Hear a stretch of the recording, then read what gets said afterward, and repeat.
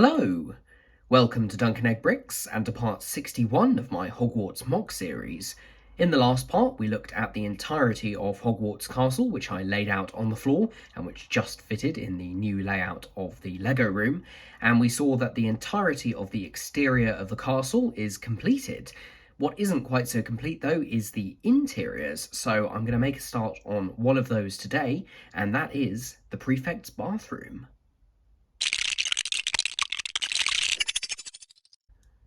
To begin with, I'll show you which part of the castle we're actually going to be building that inside, and that is the clock tower. Now you can see I've already gone ahead and separated the floors just there to make it a bit easier to take off. Thought I'd just show it to you in its complete form. I'm still very happy with how this turned out. So we'll just lift up the top floor there. I'll just pop a couple of these tiles off so I can actually put it down on a flat surface without breaking it. You'll remember that inside is the hospital wing, and so far this is the only interior in this part of the castle, so it's time to go ahead and remedy that. What we're left with is the bottom two floors here. Spinning them around, you can see that I've taken off the back wall, which goes here, and then the upper part of the back wall is part of the hospital wing bridge, which I've left over on the display shelves. The only other bit of interior I've got inside here is this Goblet of Fire build, which came from the advent calendar, one of the more recent ones, and I've just decided to leave it here for now, just as a place so I don't forget about it in a random box somewhere. The other thing that I need to do is just pop off these plates here, which connect the arches. They can just go to one side over here, and that leaves us with this space inside here, which is a fairly decent space. If you've got the original clock tower set that came out in 2019, you'll know that there was originally Mad-Eye Moody's Defense Against the Dark Arts classroom in here. Now, I don't know if I'm going to try and reincorporate that scene into the castle somewhere, but I do have a Defense Against the Dark Arts class in my long gallery, which currently has the Boggart scene. So I'm going to go for something different, as I said, the Prefects Bathroom. Now, the other thing that I wanted to do here was to challenge myself, and the challenge I've set was to not make any Bricklink orders for this. Now, when I normally go about designing any part of the castle or an interior or any MOC kind of build, what I'll do is I'll design it probably using Bricklink Studio. I tend to do that rather than designing, physically with bricks. And then I will generate a parts list onto Bricklink, and then I will look through my parts collection and see which pieces I already have. Now, I'm relatively lucky to have a decently sized parts collection. This is just some of the smaller parts. There are more parts underneath the desk. That comes from basically a lifetime of Lego collecting and getting sets, some sets that have been donated from relatives, and just bits and pieces from everywhere, some which were just big tubs of loose bricks, the kind of creator boxes, and some of which are from other sets and some of which I've bought separately. So I've got quite a lot of parts to play with. Obviously means I am a little bit restricted, but I thought it would be a fun challenge to try and do that. Now, the inspiration for this comes also from the clock tower set that this MOC is based on, and in particular, the piece that I knew I had to absolutely include was this. Now, this is a wonderful sticker representing a stained glass window with a mermaid on it. In the book, it is a portrait of a mermaid. In the film, it is a stained glass window, which I think looks really, really nice. That's just a sticker on a standard panel piece inside a standard door frame. And I knew I'd have to include that. I've just flipped it round so that it's kind of got that bit of depth here. It was displayed this way around. It doesn't look too bad from the back, but the colours aren't quite as vibrant. And this kind of poses a challenge because I did want some light to get through this so you could actually see the detail, but I didn't want to put it on the exterior of the castle because, yes, technically there are stained glass windows in Hogwarts, but this is a bit out of scale with the exterior of the build, which I thought would look a little bit weird, and also not really sure where to put it. So I think I've come up with a good compromise, which is to use this strip of windows here and basically put it there, so that you do get a little bit of light shining through it there, through those kind of grill, what are they called, lattices, that's the kind of shape. But then from the other side, it's not super visible, and what you've got to remember is that there will actually be a back wall on here closing it off, so it will be even less visible, and obviously a floor on top. So hopefully we shouldn't be able to see this too obviously, and we'll still get some light from the back. So that was the first thing I wanted to do. And then the second thing I wanted to do was to include some parts from another set, which was the hospital wing set. Not the same hospital wing that was included in the clock tower set, but the hospital wing which I actually used the interior of to build this hospital wing. And that was these windows. So these windows are frames in tan, and then the lattice pieces, which is the same as those, in white. Now, this isn't quite right for the exterior of my castle. As you can see, I use reddish brown window frames, both the square ones and also the rounded top ones, and then black lattice pieces. That's what the Hogwarts sets have, going back to the 2018 ones, and even further back to the previous waves, sort of about a decade ago. So I couldn't really use them out there, and I had a bunch of these sitting in my parts drawer doing absolutely nothing. In fact, I've got 2 more rows of 3 that I wasn't able to fit into this build. So I thought I would use them for the bathroom build, because they can actually be turned around again, so they're kind of the interior, and placed inside here. And because it doesn't really matter if we get too much light through them, they still look pretty decent there. It helps as well that the only time we ever visit the Prefects Bathroom, it is the middle of the night. So you can just imagine that it's either dark outside or shutters are closed or something like that. And again, from the exterior, you can't really tell, especially on this side where it's completely blocked.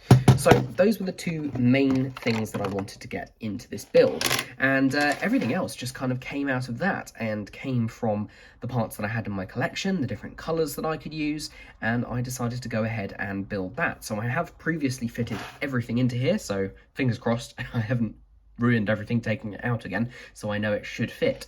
So first thing I'm going to put in is a quite large construction here, and this is going to go along the back.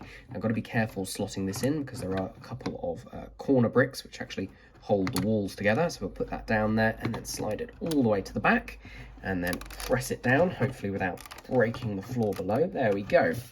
So this has got 3 sets of arches. These are those 1 by 2 by 3 half arches, which I think were introduced with the Prince of Persia theme, but they're a very nice shape actually. And yeah, I've got 3 rows of them there, 2 slightly lower and then 1 in the middle slightly higher.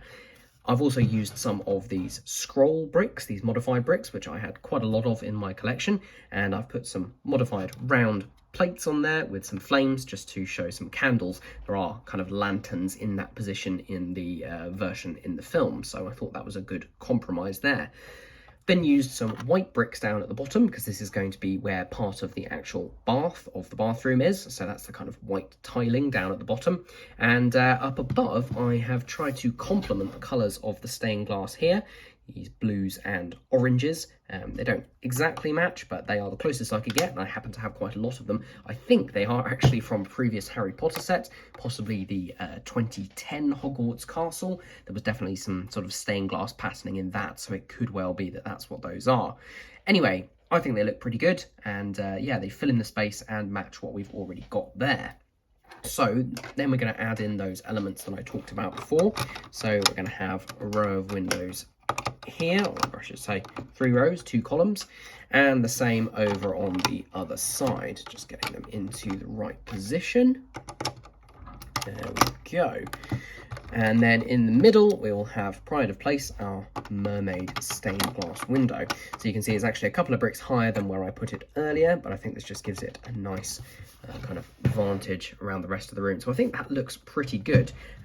Yes, it would be ideal if you could see through the windows, but it's not the end of the world. And from the exterior, it doesn't really change too much of the look, so that's really good. Right, so we've got a back wall. It's not connected at the top at the moment, but once I put the floor on above, everything will be connected nicely and nothing should fall out, so that's fine. The next thing we need are a couple of side bits of the actual bath. I toyed around with a couple of different ways of creating the actual bath itself, which is supposed to be, sorry, just dropping pieces on the floor. It's supposed to be sort of like a swimming pool. I've pulled a bit from the films and a bit from the description in the book. So we're going to add a couple of side parts to this. Basically, we're going to have surround here and then the pool in the middle. I did think about having a larger bit of tiled area at the back and then the pool cut off at the front here, but this is ultimately what I settled with given the pieces that I had. So we're using some white bricks and tiles, and then behind them we've actually got some old dark grey bricks because they'll be hidden, so it doesn't really matter what we use back there, and I just like to use up bricks that I'm not going to be using elsewhere. So there we go, those are the edges of the pool there. And I've left a couple of studs here and here for a very good reason, and I will get back to that in a moment. Next up, we need some water. Now, there are lots of different ways that you can do water in Lego. A brilliant technique that I gave a kind of glowing review of in my Rivendell review was to use turquoise, or what do people call it? Turquoise. What's the other word for turquoise?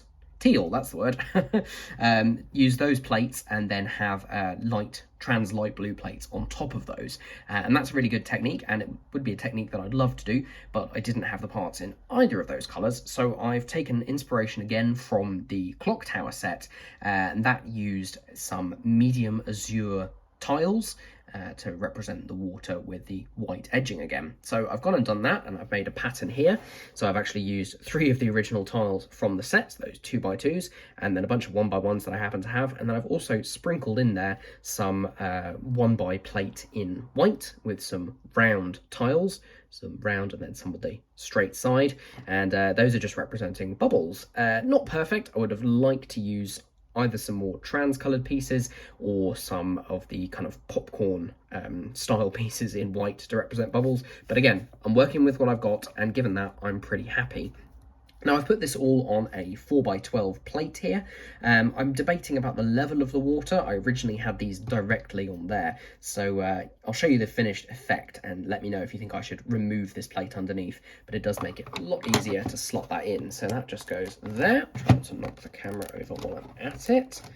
There we go. So there we have got our water. Now that we've got that in, we can add something that was missing on the left-hand side, and that is a 2x4 tile, and this is going to represent a diving board, which is something I'm not sure was actually in the film set, but it's mentioned in the books. So there we go.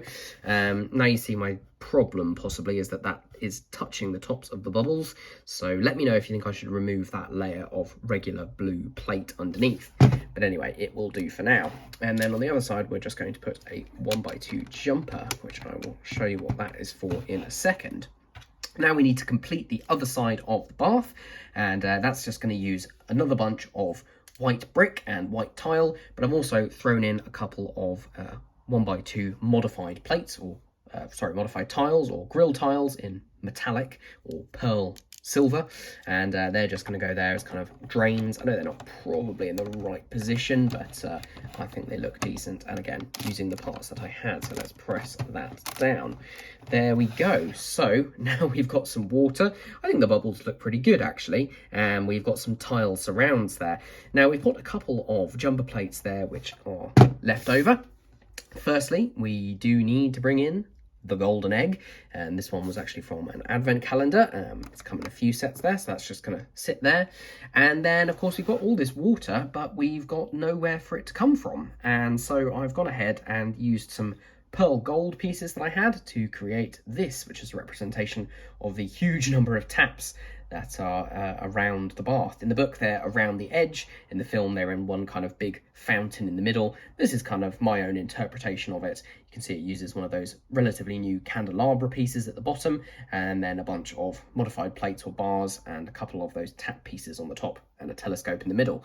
And that's just going to sit on the jumper at the end there. There are ways of making it look like the water is actually pouring out into the bath, which I could have done, but again, relies on parts that I didn't have in my collection. So there we go. That is the interior of the Prefects Bathroom all finished.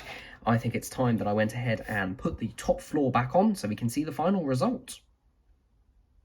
And there we go. I'm really glad I did that off camera because it took a lot more force than I actually thought it was initially going to, but I think I've got everything seated back down now, and everything is in place and held in. So there we go. You can still see there's light coming through. If I just angle it towards the window, there's light coming through the stained glass there, which looks really nice. You can just about see the stained glass up there, although obviously there's no light coming through it, which is a shame, but it still looks pretty good. And yeah, very happy with how that has turned out. And yeah, what a great project for something that was just made up of parts in my collection. The reason I kind of wanted to do that is that it can become kind of a habit sometimes, just going out and buying more pieces. And, you know, it's something that I've kind of looked at and gone, why aren't I making better use of the pieces in my collection? And, you know, it's not always going to be perfect, because there are right pieces in my collection for absolutely every project. But I think for something like this, where especially when I had that stickered piece there and some of the tiles and windows and things like that, it's worked out really, really well. So let me know what you think. Do you think that this is a good result, and is there anything you'd like me to change about it in future? I'm not against going back into it and ordering specific pieces, you know, to improve things, which is absolutely fine, I think. So yeah, let me know what you'd like me to do. Let me know about the level of the water in there, and yeah, I will see you again for another Hogwarts update, hopefully sometime soon. If you've enjoyed the video, then please leave a like down below, leave a comment and tell me what you thought of it, subscribe to the channel for more, and I'll see you again very soon.